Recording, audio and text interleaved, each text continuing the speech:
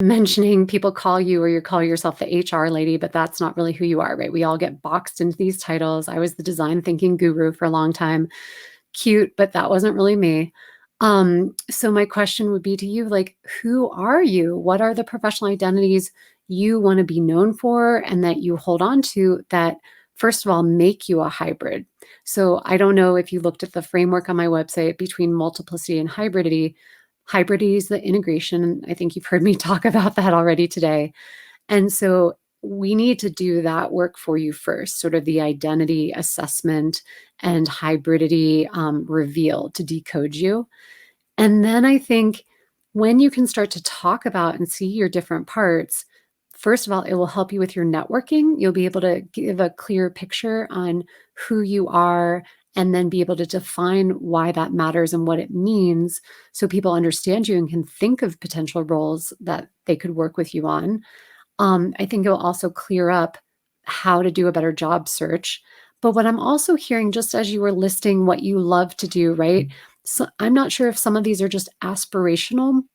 So you said did some technology thing and it made you do project management and you're like, I want to do more of that. And, is that an identity you've ever had before? Or is it a new one you're trying to bring in? You're allowed in my framework to have like one of your identities in the Venn diagram to be aspirational because it's something you're growing into, but you can't have a whole Venn diagram full of aspirational identities. So I just want to point that out.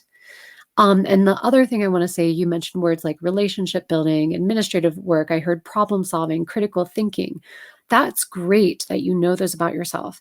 But when I hear that, that's very general. Like I need a lot more specificity. And that's where after today, go home, do some journaling, do some reflection to think of key moments where you are doing problem solving, critical thinking, relationship building, so you can get more details.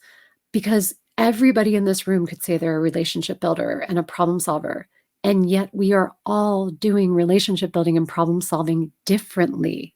And it's our ability to distinguish and decipher why we all do it differently that starts to make us each stand out and our value is seen that way. And then our confidence is built up because we really know and realize, wow, this is why I'm good at problem solving these kinds of problems. And Avi is good at those other kinds of problems.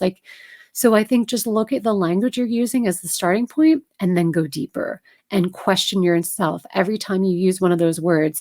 Literally every word you just listed, relationship builder, I'd stop right there and say, okay, what does that mean? Where am I doing that? How am I doing that? How detailed can I explain what that looks like when I do it?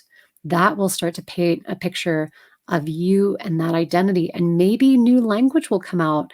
You probably heard me working with Avi, and she's doing all this, self-development work and branding and content stuff. But the identity that truly is in there is transformer. So I think, Tracy, just start playing with some of the tools that you're finding on my website. But I think reflection is the beginning place, and brainstorming your different professional identities and getting curious so that you get more specific and detailed on the things you've started to list about yourself.